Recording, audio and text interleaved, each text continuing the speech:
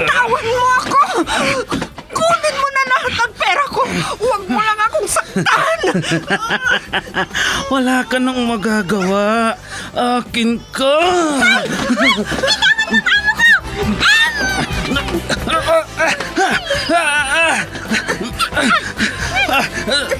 Sino kang pumulupot sa likod ko? Bumaba ka dyan.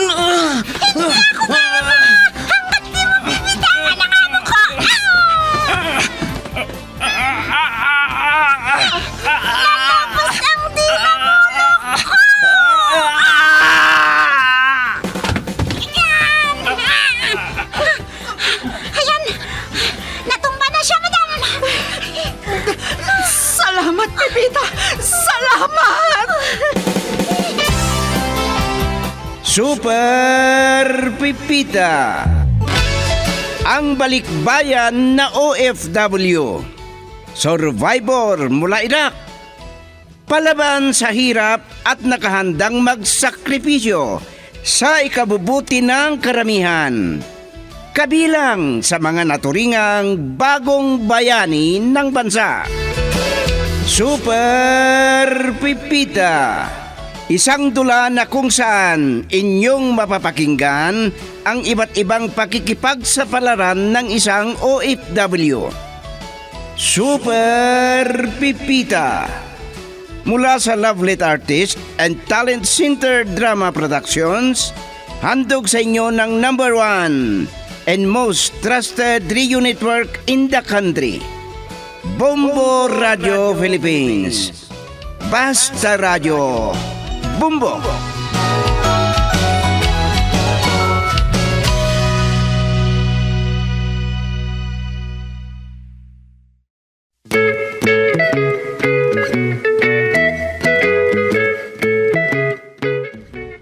Mula dito sa Lovelet Artist and Talent Center Drama Productions, ihandog sa inyo ng #1 and most trusted radio network in the country, ang huling bahagi ng ating dula na pinamagatang Pamangkin na Manggagamot.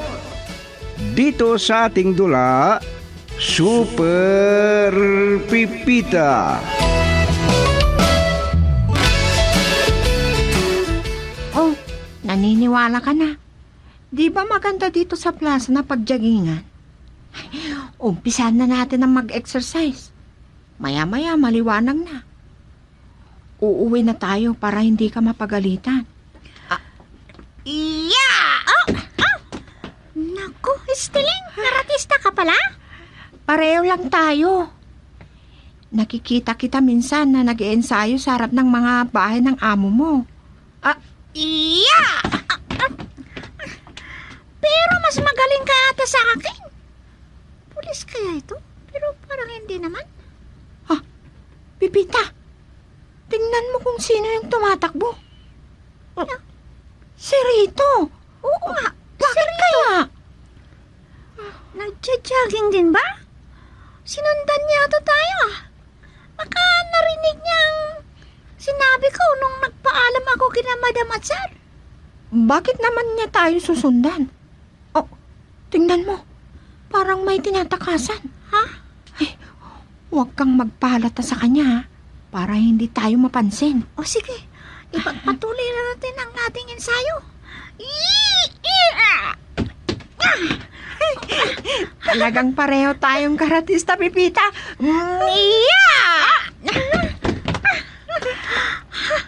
Ay, Estiling, wala na si Rito. Nasaan na? Nakita ko. Doon sa lugar na yun siya nagsuot. Walang makakakitang may tao doon kasi madilim. At saka maraming halaman. Halika, tignan natin. Ano? Halika, habang nagpapahinga tayo. Halika na. Sige nga. Pero, teka, huwag mo akong hilain. Anong nangyayari kay Estiling na ito? Hinihila naman ako. Bakit kaya?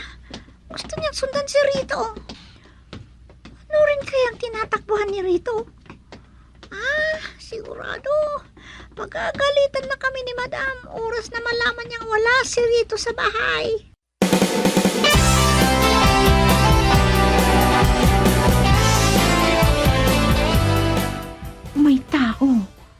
Kaya lang, hindi ka anong makita kung sino.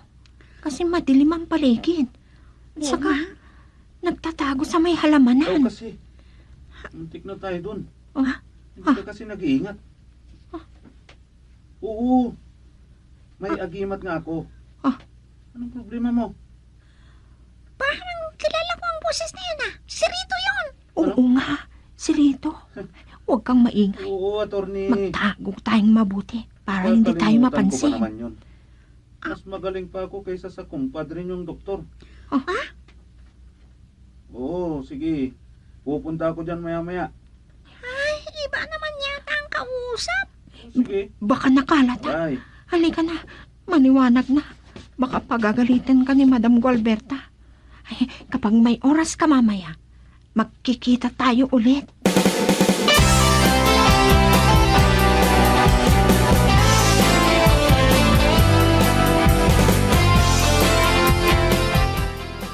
Kung bakit pinayagan mo si Pepita? Ano ngayon, umaga na? Wala pang nalutong almusal. Ang aga-aga, nagagalit ka na.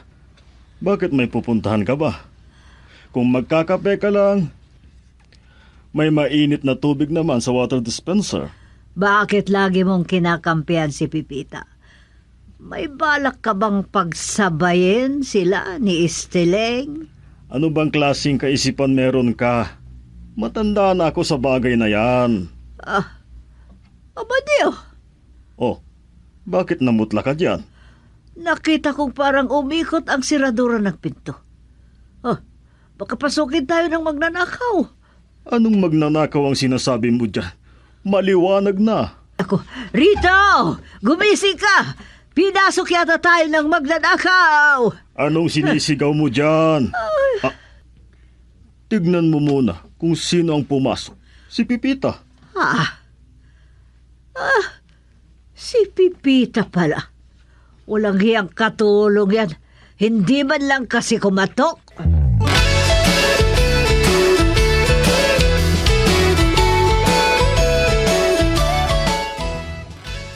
Magkakasunod lang pala kami ni Pipita at Esteling. Saan kaya sila pumunta? Bakit sabay silang lumabas? At saka, may sarili palang susi si Pipita. Sayang, hindi ako nakisabay sa kanya. Paano kasi? May tumawag. Ay, hindi bale. Aakyat na lang ako sa bakod. Sa bagay, hindi naman ganun kataas.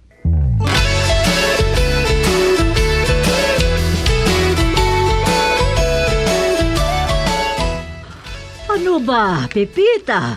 Para kang magnanakaw. Hindi ka man lang kumatok. Bakit pa siya kakatok? May sarili naman siyang susi. Ano bang pangalan mo? Ikaw ba si Pipita at ikaw ang sumasagot sa akin? Huwag kang makialam, Amadeo. Si Pipita ang kinakausap ko. Pasensya na kayo, madam.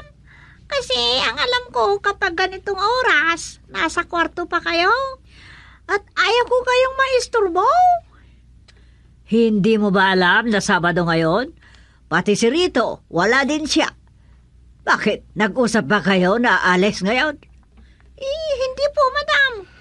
Ako na lang ang kakausap kay Rito. Umalis na hindi nagpaalam. Pagalitan mo kasi. Kung maaari ayaw kong magalit.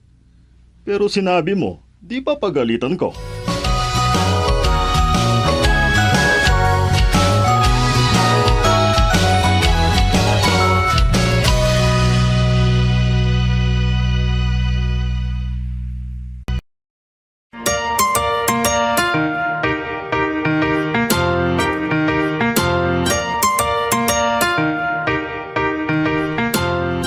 Sabado na ngayon, pero kailangan pumunta ako sa opisina. Pero mamaya pa, bago pananghalian. Natulog ulit si Madam Sir. May usapan kasi kami ni Esteleng na magkikita mamaya. Ako nang bahala sa asawa ko. Pagpasensyahan mo na siya. Walang sara ang bunganga. Maghapon ba kayo? O balikan lang? Ako lang ang magluluto.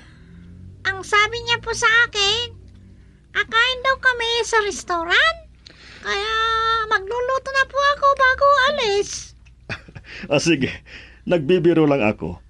Hindi naman ako marunong magluto. Ay, si Rito kaya? Paano, sir? Huwag mong alalahanin si Rito. Bahala na siya sa kanyang sarili. Alam mo, noong nandun sa amin, bayabas at manggalang ang kinakain. Nangunguha sa bukid. At ang kagandahan nun ay nakakuha siya ng agima para sa kanyang panggagamot. Magpagamot sana kayo sa kanya, sir. Mapapangiti na lang ako sa iyong sinabi, Pipita. Sana may makapagsabi sa akin na may nagamot na si Rito para maniwala ako. At sa pamamagitan ng agimat niya ay mabubuntis pa si Gualberta. Ano daw? Anong ibig sabihin ni sir sa kanyang tinuran? Magbubuntis pa? Nagdududa yata sa kanyang pamangkin?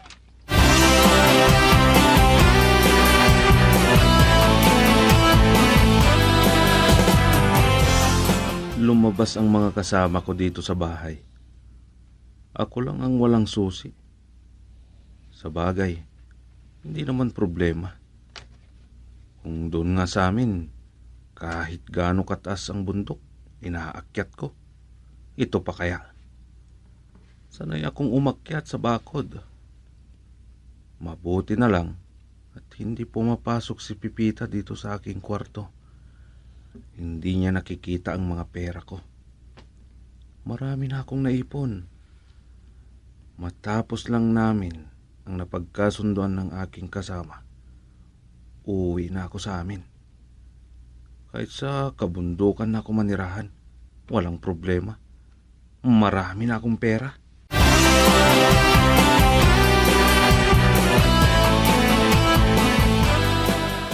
Natatawa ako sa sinabi mo. Baka hindi ka lang napagkamalang magnanakaw. Multo pa. Ikaw naman, maliwanag na. Yung multo na ang matatakot sa akin. Ay, siya nga pala, Estiling. Bakit tayo dito pumunta? Nakikita mo ba ang mga namamalimos na yan? Hindi naman sila totoong namamalimos.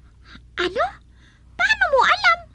Basta, nalaman ko dun sa pinagtanungan ko.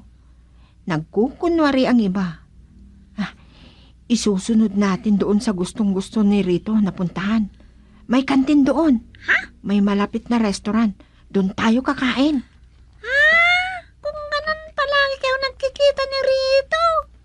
Ay, kapag nalaman yan ni Madam, sigurado. Pangkinaala yon. Hayaan mo lang na mag-isip si madam mo.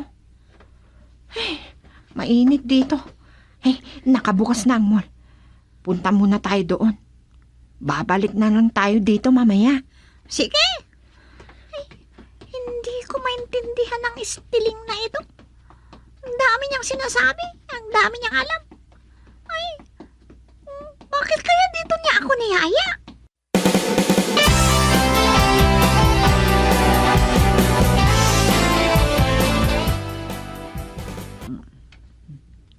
Yun naman ang alam kong hinala niya sa akin. Yun ang dahilan na alam niya kung bakit ako hindi pumasok. Di kahit pumunta pa siya dito, umuwi siya para mapatunayan niya na hindi ako umalis. Ang problema kasi, kinaangkampihan niya lagi si Pipita. Pag nagpapaalam si Pipita, oo kaagad. Kahit hindi niya alam kung anong oras daw uuwi. Pero yan ang hindi ko alam. Tinatanong ko. Iba naman ang sinasagot.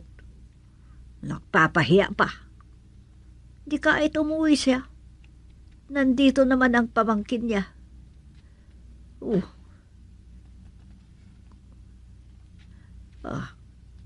Parang gusto niya na si Estiling ang maging katulong.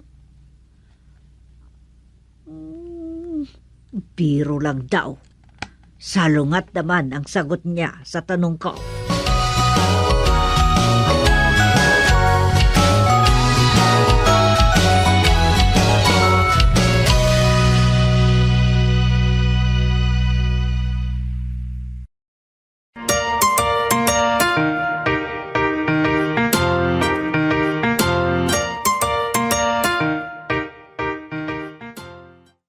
bumalik tayo.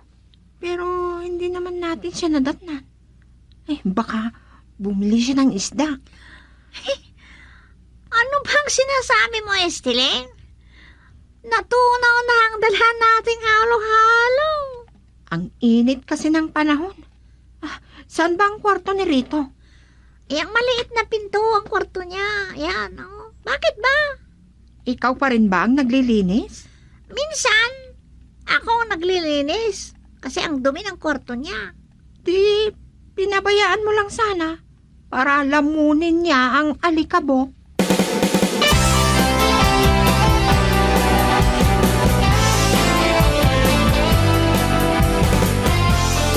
Kung tinawag kita, lumapit ka kaagad. Kumukulo ang dugo ko sa inyo. Gusto mong pagsabayan ko kayo ni Rito na palayasin dito? Kahit mag-asawa na kayong dalawa. Madam! Asus, ano ba itong si Madam kung ano-anong sinasabi? Alam mo ba kung bakit tinawag kita, ha, Pipita? Nakikita mo ba ito? Akala mo hindi ko alam, ha? Pinapapasok mo pala si Estiling dito sa bahay. Akala ko po, sinabi sa inyo ni Sir. Pumayag daw kayo. Talagang ang Amadeo na yun. Ito pa, tingnan mo, oh. Si Estiling ba ang umaakyat sa bakod? Tingnan mo! Ha! Magnanakaw yung kagaya mong katulong. Sino kayong umaakyat sa bakod? Lalaki naman ang nakikita ko. Sino yun?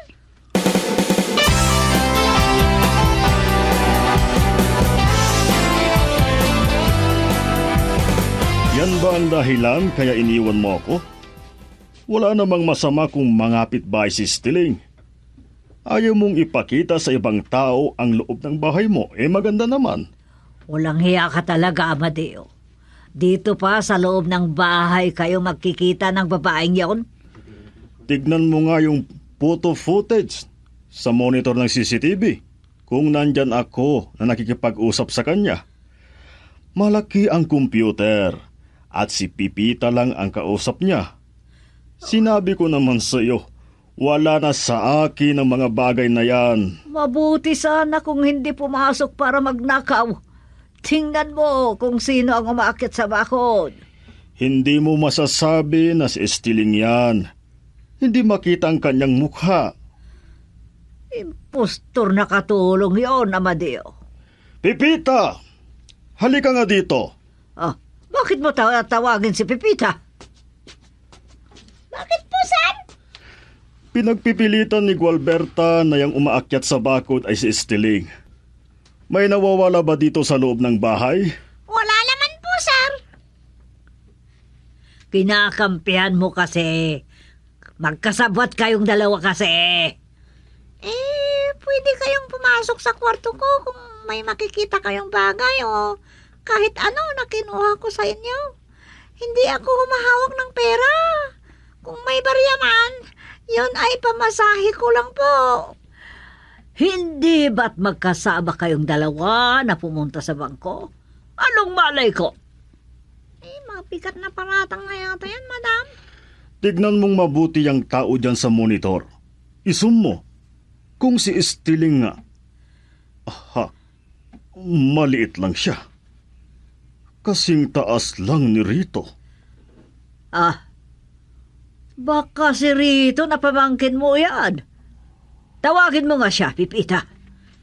Madam, maagang umalis si Rito. Subukan kong tawagan.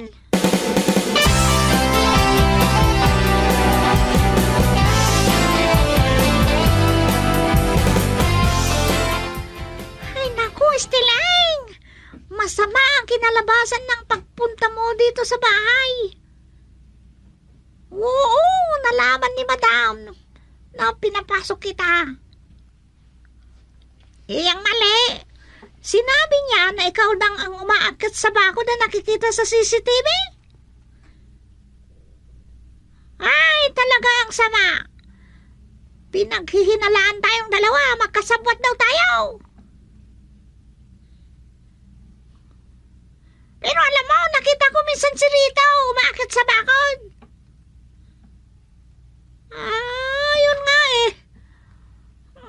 Si Rito ang alam ko.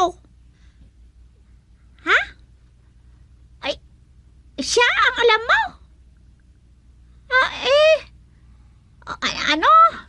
Ano bang sinasabi mo? Bakit ako papasok sa kwarto ni Rito? Ha? Anong matutuklasan ko doon? Ay, ewan ko sa'yo. Oo, sige. Subukan kong sinabi mo. Pupasok ako sa kwarto ni Lito. Sana hindi niya nilak ang pinto.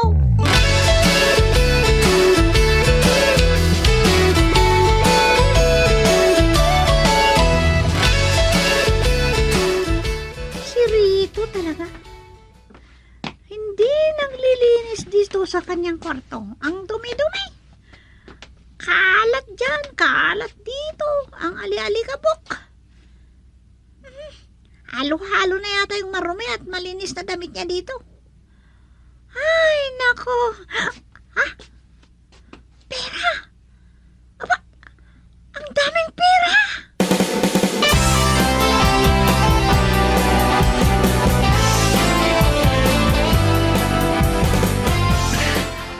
Mabuti na lang at naghiwalay na kami ng kasama ko.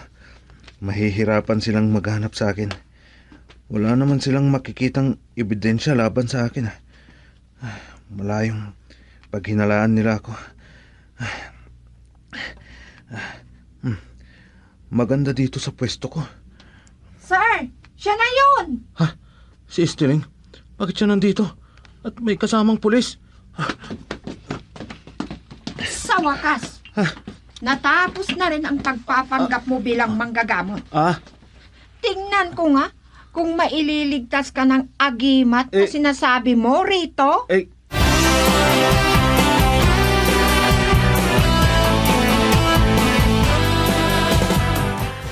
Sinasabi ko na noon pa. Nagdududa na ako sa pagkatao ng pamangkin mo. Nagpakain ka ng tulisan. Walang hiya. Akala ko tunay siyang manggagamot. Yung ipinagmamalaki niyang agimat, baka binili lang niya sa sidewalk. O gawa-gawa lang niya yan na linagay sa garapon at nilagyan ng tubig. Ngayon, sir, madam, siguro naman malinaw na sa inyong lahat. Hindi tulisan si Stileng. Totoo yung sinabi mo noon na nagkukunwaring katulong lang siya. Pero spy siya ng mga pulis. Minamanmanan niya ang mga may masasabang trabaho. Pipita, pasensya ka na sa akin, ha? Ay, pinaghinalaan kita ng masama. Walang anuman, madam. Ang importante, malinaw na sa inyo ang lahat. Oh, bakit? Anong nangyayari sa iyo, Madio? Masakit ba ang tiyan mo at kinakapa mo, ha? Wala yung sinturon ko. Titignan ko. Baka kinuha ni Rito.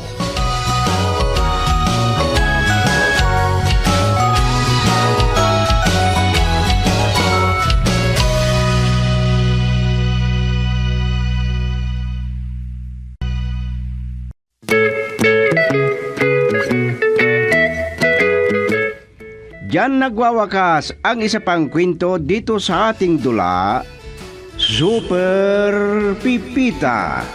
Mula sa panulat ni Delfin Dumayas at sa direksyon, Liti Astudillo Aquino. Handog sa inyo ng #1 and most trusted radio network in the country, Bombo Radio Philippines. Basta Radio. Bombo!